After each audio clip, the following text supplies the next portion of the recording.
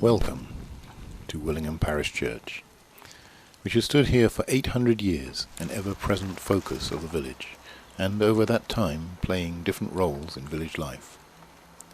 In this short video we will take a look around the inside of the church, and especially at its medieval wall paintings, famous for the fact that Willingham Church has examples of wall paintings stretching from its earliest construction right up to the Reformation, that is from the 1200s to the 1600s.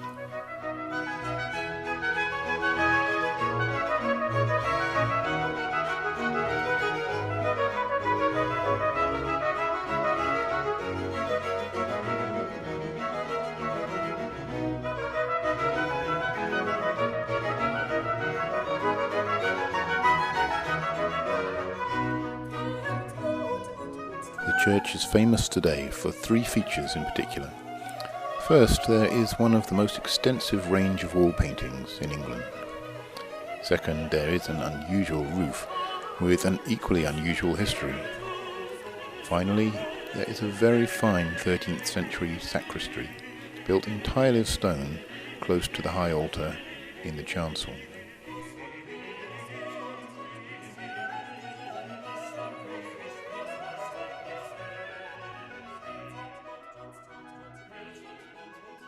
Like all the vast number of churches built in this country in the 1200s, this one was built as a Catholic church, and it did not change to the Protestant faith until 1559 with the Reformation.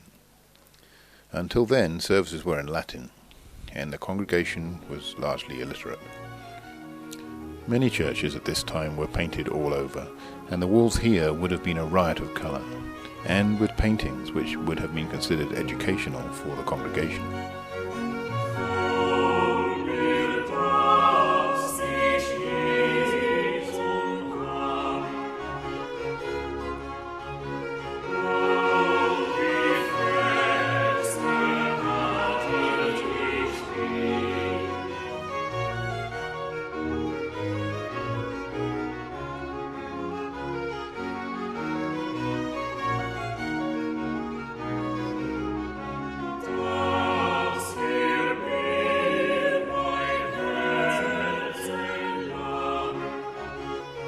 As is traditional for English churches, the main altar is at the east end in the chancel, separated from the nave by the rood screen, which in medieval times would have separated the congregation from the high altar, the most sacred part of the church.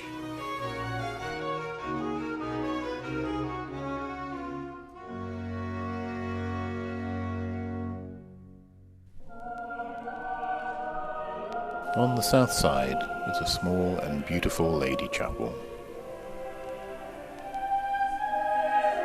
This chapel is formed from some ancient and interestingly carved wood panels.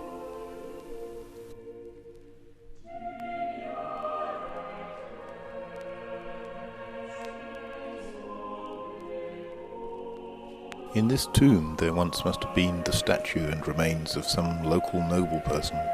Probably their family crest would have been painted on the stone.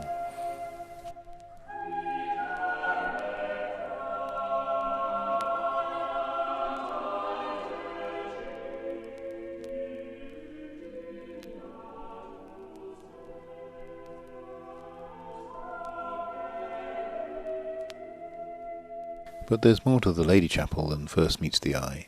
In here we find a number of secular and pagan carvings on the panels. Here we can see two imp-like faces. And next to that we have two faces hidden in amongst greenery. This is a green man, a pagan symbol that was incorporated into Christianity. This strange carving looks like a bone, and next to it we see flower symbols. Here again flowers decorated with berries. The English rose. And next to that some iris-like leaves. During the 18th century this chapel was used as a school. And in fact, some of the carvings have been defaced by those naughty children back in those times. On the wall we see a list of all the rectors who've had the keys to the church, starting from the 1301 and running through to the present day.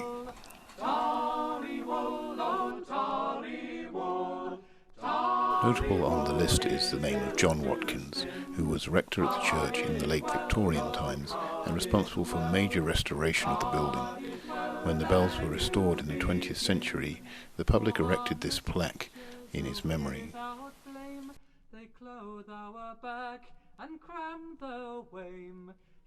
At the base of the tower is the belfry, and here the 6 tailors of the bells hang down and are rang regularly by an enthusiastic troop of bell ringers. During the First World War there was a platform here, and wounded soldiers were treated. Here one's carved his name into the stone, and in fact many people over the last several hundred years have left their mark on the building. Who be a king, can any tell? When this shepherd he lives so well that and pays his due with honest heart and tarry wool. Here's the door to the winding stairs that leads up into the tower, where the bells are, and also where the Victorian clock mechanism still runs the clock. It's protected by a very ancient-looking key.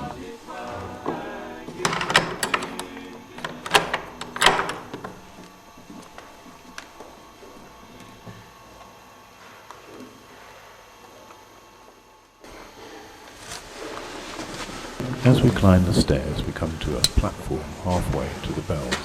This platform contains the clock mechanism installed in the 1880s. It used to be wound by a paid attendant twice a week, but nowadays it has been converted to electricity. We're now at the small window slit, which you can see below the main window. Notice the clock dial is much higher. Here we can see the clock mechanism itself. The date here says 1887, and it runs reliably with very little maintenance, year in and year out. The clock chimes every 15 minutes via a linkage which runs through the roof to the bells above. These ancient beams once held all the way to the bells.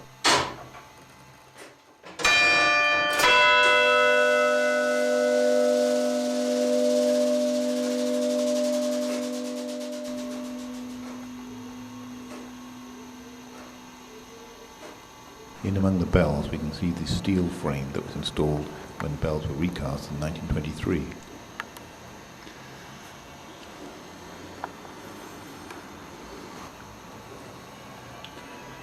The bells are rung by the traditional method of change ringing that was itself invented in nearby Cambridge.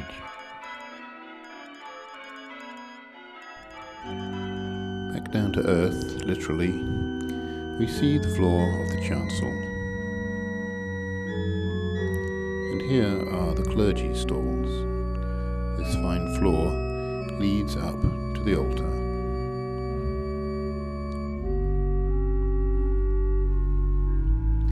And here we see the bishop's chair, commissioned for the Silver Jubilee of Queen Elizabeth II, and looking very modern compared to its more ancient surroundings.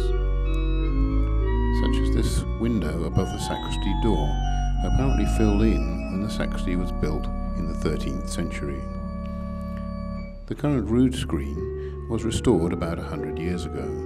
The original one would have been a much larger construction. You can see there is a door where the priest would go out onto the top to light the candles. The music you're listening to is played on this organ installed in 1912. It is a particularly fine organ by Harrison and Harrison. Below the organ we see panels. These are 14th century painted panels, painted with parakeets, a bird which would have been quite unknown to this part of the country in those times.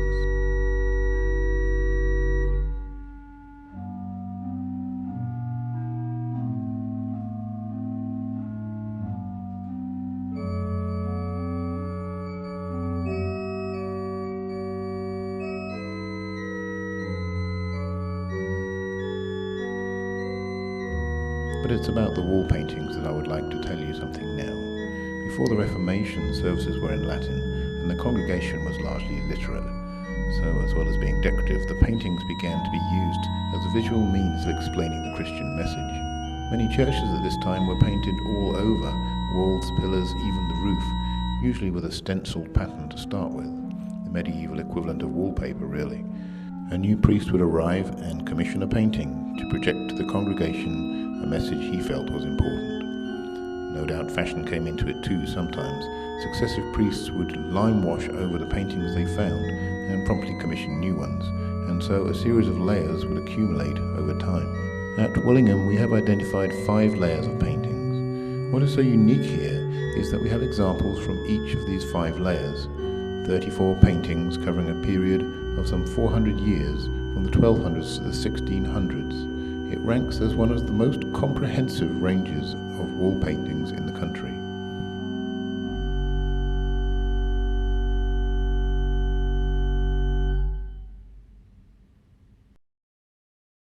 Let's look at that view again. First you can see the original stencil pattern of deep red rosettes. They belong to the first layer, painted in the 13th century. Now you can see a series of 3 shields. They show the emblems of the Passion and belong to the second layer from the early 14th century. One contains the crown of thorns, another the 5 wounds of Christ, his bleeding heart, hands and feet, whilst another shows a Tower cross. Look to the left of the area now, and you will see a devil with horns and bat-like wings, holding a red-hot chain. This is part of the 3rd layer of the early 15th century. It is a spillover from the painting of the Last Judgment on the chancel arch next to it. More of that in a moment. The beautiful large painting that dominates this whole area shows Mary, soon to be the mother of Jesus, to the left, meeting Elizabeth, who was to be the mother of John the Baptist, on the right. It is known as the Visitation and belongs to the 4th layer of the mid-15th century. It was one of a series of 3 paintings commissioned at that time, featuring the Virgin Mary. Pregnancy was not something normally portrayed in paintings of that period, but it is certainly very obvious here. Look at the lacing on the dresses to allow for further expansion. In the space between the first 2 arches, you'll see a scriptural text. It is the first of the 10 commandments that fill all 10 spandrels around the nave. Before the Reformation, any texts were in Latin, and the fact that these texts are in English shows that they belong to the Puritan period of the late 17th century and form part of the 5th layer. On the wall opposite are paintings around the organ pipes. Here are those 5 layers again. The stenciled red rosettes of the first layer, and much fainter are 2 shields from the second layer, one of which contains the arms of the Bishop of Ely in 1290. Now you can see a large arm and hand holding an open book. This is a painting of the Apostle, part of a series of 9 apostles from the 4th layer. And lastly, an English text. Being in the 10th spandrel, this is of course the 10th commandment of the 10 Commandment series, which forms the 5th layer.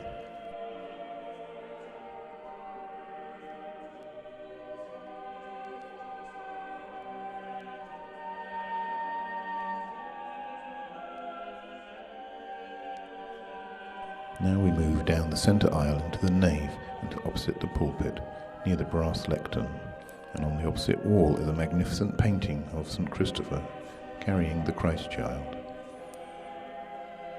It was painted about 1380 and belongs to the 2nd layer.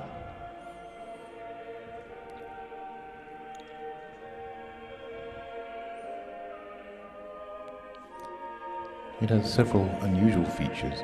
If you look carefully at St. Christopher's hand, you'll see that he has 6 fingers, a biblical symbol of men of great strength, though it's possible, of course, that recent cleaning has uncovered a mistake by the artist. Look at the bottom of his staff. It has been made to form 2 fish prongs. The fish themselves have been identified as turbot, perch, roach and eel, all very common in the undrained fen which surrounded Willingham then.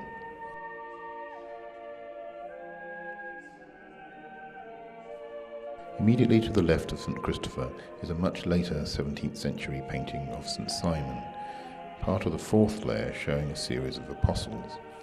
St Simon was often associated with a saw, and you can just see the zigzag teeth of a cross-cut saw rising from Simon's feet to a point behind the wooden angel above.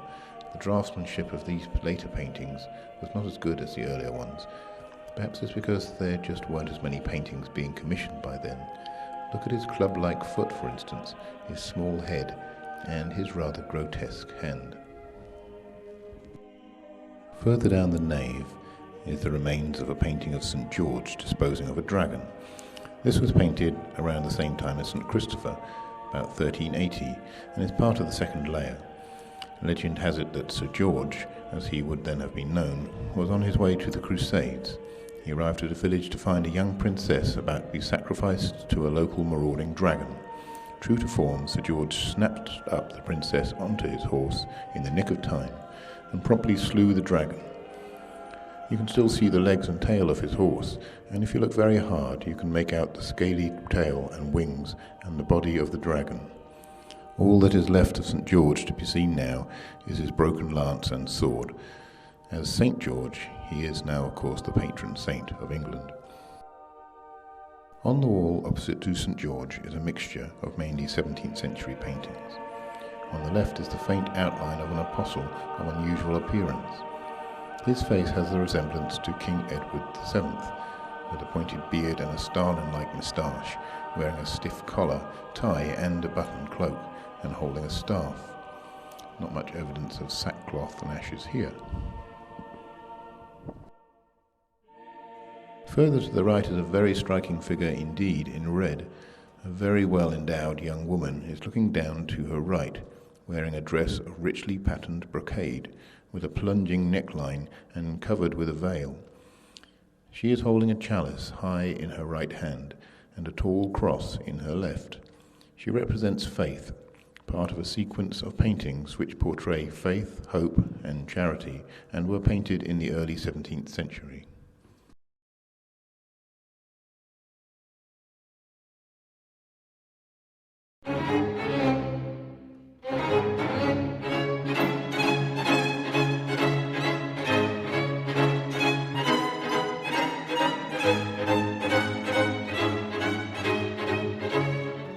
Imagine you are a newly arrived priest in Willingham at about 1420.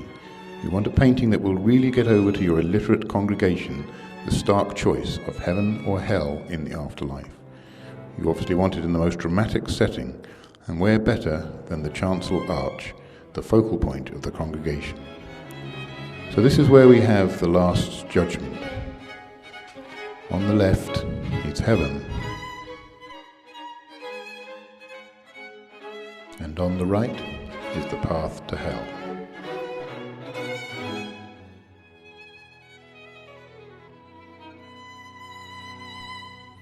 There is St. Peter in the centre. He is holding one of those wonderful medieval handmade keys. Behind him is the rosy glow of paradise. Below him are the naked figures of lots of young women rising from their graves in the dark green background above them.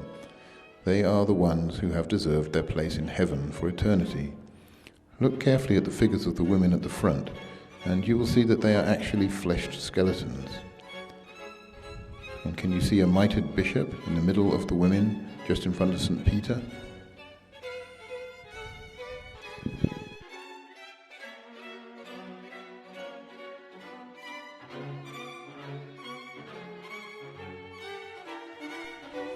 To the right of the arch is hell, with the tormented faces of the damned being pulled down into the eternal hellfire with a red-hot chain by the devil we saw earlier on the adjacent wall.